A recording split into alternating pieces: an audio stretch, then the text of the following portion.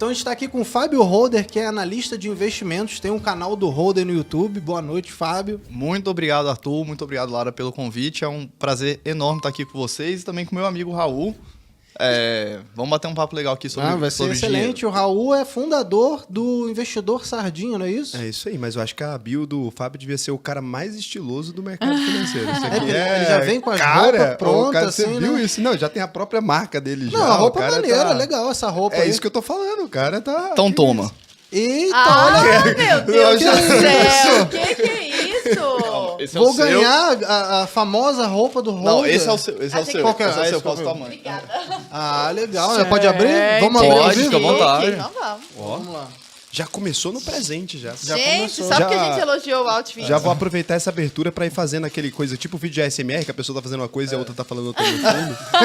Pra deixar claro que eu achei essa estratégia dele de divulgação horrível. Ele fala, não assina hoje que é mais caro, que a gente ganha mais dinheiro, assina na semana que vem. Porra, Mas, que a pô, gente dá desconto. Eu sou um péssimo marqueteiro, não é verdade? Não Eu tenho é. que sair do marketing. Gente, ruim. mas é porque a conclusão é a Olha conclusão só. a qual nós vamos chegar depois, que é a conclusão de esse dinheiro que você vai economizar, você já pode aproveitar para investir de alguma forma. Olha Já, só, aí, moletom já, era brabo. tava tudo Tudo planejado. arquitetado. Moletom brabo do Gente, Holder. já me sinto milionária. Já comecei me sentindo milionária. Tá aqui, ó, meu povo de Deus. Tenho um moletom do Holder. Ninguém me segura mais, vou ficar É milionária bom que agora. nesse climinha aqui de São Paulo eu vou usar bastante. O meu é de Goiânia, mas vou usar mesmo assim, porque eu sou friorenta. Eu sinto frio o Muito tempo obrigado, Holder. inteiro. Ô, obrigada demais, querido. Valeu. Obrigada. E a gente já quer começar, então, já estamos falando de dinheiro, né? O que a gente precisa saber de dinheiro lá? Pois é, a primeira pergunta que eu gostaria de fazer para vocês não é de investimento, não é nada disso, é uma pergunta mais fundamental, assim, e muito mais básica. Quando a gente fala de dinheiro, nós estamos falando essencialmente, ou pelo menos inicialmente, de um pedaço de papel ou de um pedaço de metal, uma moeda, né? O que faz uma pessoa em sã, ou lá nos primórdios do dinheiro, o que fez uma pessoa em sã consciência trocar um pedaço de carne por um pedaço de papel? Porque entrou o mundo em crise. Eu não como papel, entendeu? Aquele papel não serve de nada. E a carne tá ali, é algo que eu tenho de fato, aquele pedaço de carne. Eu vou oferecer um serviço para alguém que é algo tangível, eu consigo ver a coisa acontecendo. Sou um pedreiro, vou erguer uma casa, por exemplo, e alguém vai me dar um papel em troca. Que é isso? Como começou isso? Conta para nós aí a história do dinheiro. Quer explicar? Vai lá, vai lá. Então vamos lá. O ser humano ele tem essa capacidade de ter fé em coisas que não existem, né? Isso é a base da construção da sociedade de modo geral. Eu acho que o dinheiro ele parte de uma vontade do ser humano de cooperar.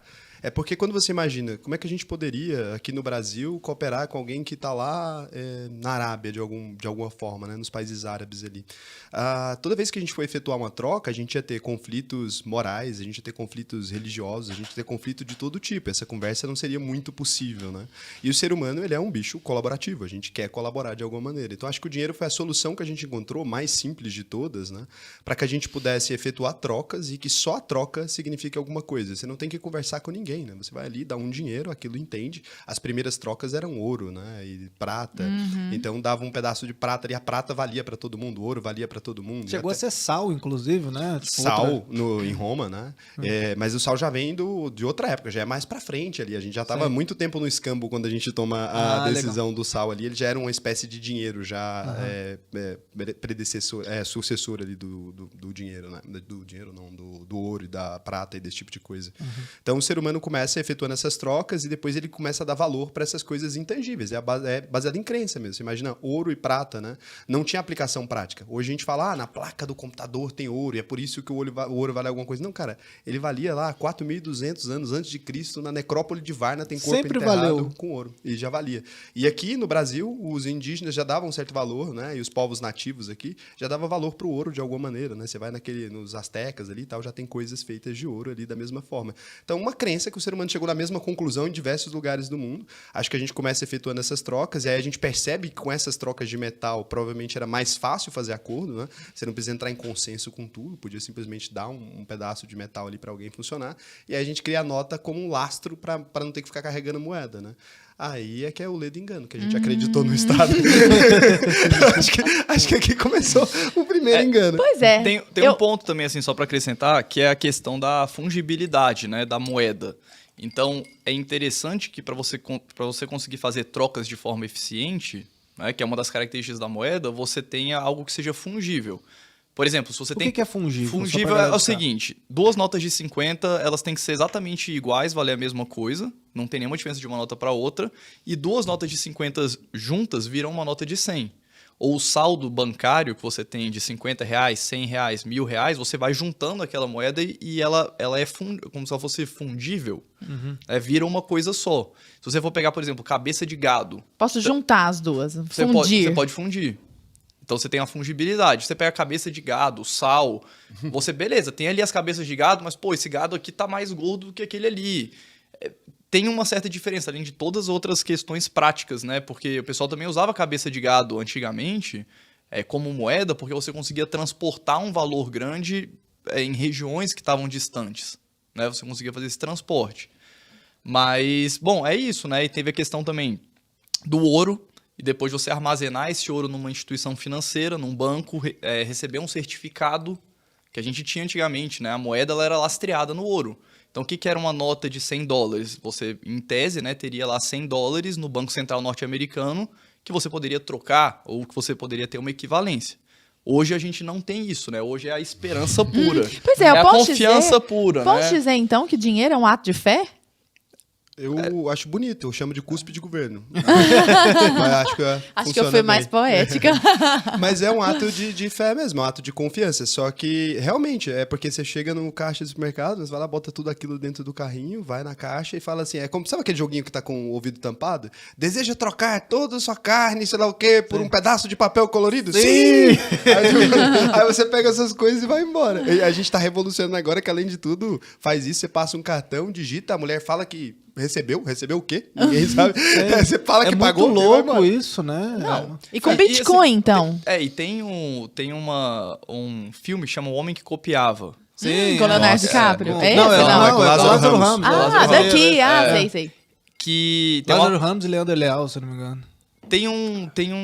uma frase que me marcou muito. Eu vi esse filme é antigo, né? Era Sim, pequeno. sim, que sim. ele falava assim, dinheiro é só um pedaço de papel que as pessoas acreditam que vale alguma coisa. É isso mesmo. Então, assim, no final do dia é isso. E chegando assim na parte do Bitcoin, né? Já em tempos mais atuais, as pessoas questionam muito o Bitcoin por ser alguma coisa que em tese não tem lastro, né? Só que o dinheiro também não hoje não tem lastro. A gente pode até falar que tem um tipo de lastro sim no Bitcoin, né? As validações das transações e tudo mais, mas no último estado, aquilo ali existe porque as pessoas acreditam naquilo dali. Né? Então, o lastro está na confiança. E o papel moeda está na confiança de que o governo vai conseguir, de alguma forma, né, controlar aquela quantidade de demanda.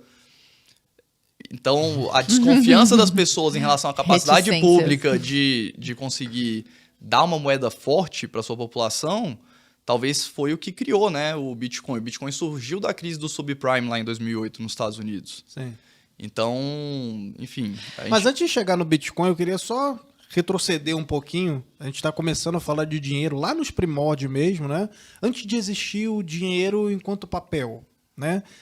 Sei lá, você pensa do ponto de vista de um livre mercado aí, das trocas voluntárias, as pessoas trocavam uma coisa por outra, né? Então, sei lá, eu fabrico sapato e você fabrica leite. Pô, eu quero leite e você precisa do sapato. E aí a gente chega lá e troca, simplesmente troca. Só que vai chegar um ponto que você não quer mais sapato, você já tem sapato. E eu também não quero mais leite, assim.